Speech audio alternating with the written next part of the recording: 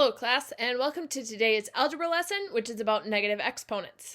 By the end of today's lesson, you will be able to simplify expressions that have negative exponents.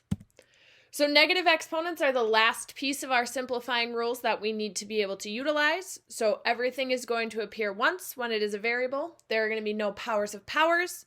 All fractions are going to be fully simplified, and now we will include that no negative exponents piece.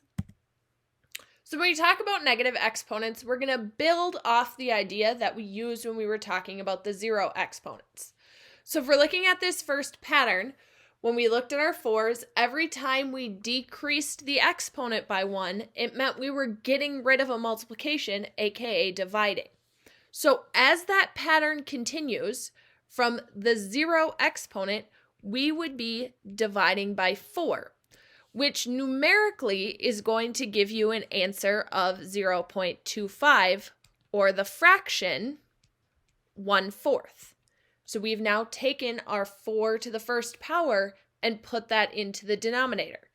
If I continued this pattern, I would once again be dividing by 4, which numerically is going to give you the decimal of 0.0625, which as a fraction turns into 1/16, or if we're looking at it in its exponent version, 1/4 to the second power. So we've pushed those powers now down to the denominator. The same thing would happen if I am over looking at the 13s. I would proceed by dividing by 13, which is going to give you a long repeating decimal that would start with 0.769, etc., which would translate into 1/13 as a fraction. If I repeat the pattern again and divide by 13, I would once again end up with a long non-repeating decimal that would start with 0.0059, etc., which would give me the fraction 1/169, or 1/13 to the second power. So what negative exponents are doing is actually telling you about division. It is pushing it to the denominator of a fraction. So for any non-zero base, a negative exponent gives you the reciprocal. It means that you are turning it into a fraction, or if it's already in a fraction, turning it back to a full value. So if I have 2 to the -4th power, I would take that as 1/2 to the 4th power, and then when you simplified that, would give you 1/16. So it would give you that fraction. If it's already in a fraction, I would bump it up to the numerator, and this would just be y to the 4th. So when I'm doing this in my longer problems, we're going to follow the rules that we had before first and deal with our negative exponents last. So in this case, we're doing a multiplication, so we're going to follow our multiplication rules and start by multiplying the coefficients. So 14 times -3 is going to give us -42. Then as you multiply, remember you're adding exponents. So g to the 5th and g to the 10th is going to give you g to the 15th. H to the -2nd and h to the 9th is going to give you h to the 7th when you add those. And then k to the -7th and k to the -3rd is going to give you k to the -10th. So there's no fractions going on here at the moment. We've simplified our coefficient. There's no powers of powers, but we still have this negative exponent. So the last piece I would have to do here is actually turn that into a fraction. Everything with a positive exponent is going to stay in the numerator. So -42 is in the numerator because the exponent on that would be 1, so it stays in the numerator. G to the 15th is positive, so it stays in the numerator. H to the 7th is positive, so that stays to the numerator. K to the 10th, because it is negative, would move to our denominator, and that would be my simplified expression. Go ahead and try this one on your own. Multiplying first with our coefficients, adding our exponents gives you the first answer, and then we need to take care of those negative exponents, giving you 50 e to the 20th, m to the 11th, over d to the 5th p to the 6th. Continuing on, if we have a power of a power, once again, we're going to follow our original rules. So I'm going to distribute that power in, giving me 7 to the negative 4th, w to the 80th when I multiply those two exponents, so negative and a negative is a positive, x to the negative 20th, and then z to the negative 52nd. Now as I continue, I'm going to start moving those values into the fraction form. 7 to the 4th, 7 to the negative 4th is going to move to my denominator, making it positive. W to the 80th stays in the numerator. X to the negative 20th moves to the denominator.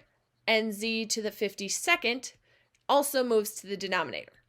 The last piece I need to do with this one, because I don't have that numeric value entirely simplified, I need to solve 7 to the 4th, which is going to give me 2,401, x to the 20th, z to the 52nd, and all of that is in the denominator with w to the 80th in my numerator. So this is my simplified expression with simplified fractions, no powers of powers, no repeating variables, and no negative exponents.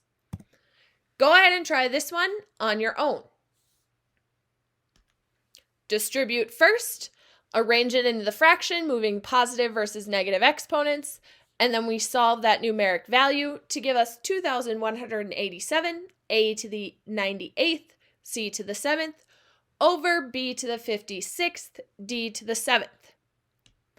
When we are doing with our division rules, same thing applies. We want to start by using our division rules. So in this case, I've got 36 over 12, which is going to simplify down to 3. And then we've got r to the 5th over r to the 11th. So when I subtract, I get r to the negative 6th. S to the 8th, s to the 4th. Subtracting gives me s to the 4th.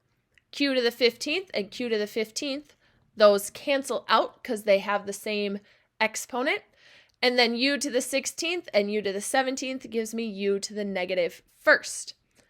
Then I'm going to go ahead and turn that into my fraction format. So 3 is going to stay in the numerator, r to the 6th moves to the denominator, s to the 4th stays in the numerator, and then u to the 1st moves to the denominator. You can write u to the 1st power, or if you just want to write the letter u because the 1st power is implied, that works as well for this problem. Go ahead and try this one on your own. Simplifying our fraction, we end up with 4/7, subtracting all of our values, and then moving things to the numerator and denominator. We've got 4n over 7, c to the 8th, v to the 2nd. Last piece, again, if you are doing division, you got to follow your division rules and subtract those exponents.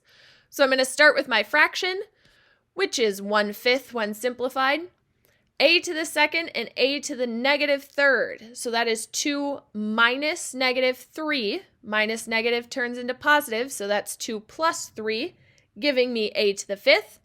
Then we've got b to the 1st. B to the 3rd and b to the negative 1st. So once again, minus negative is going to turn into a positive.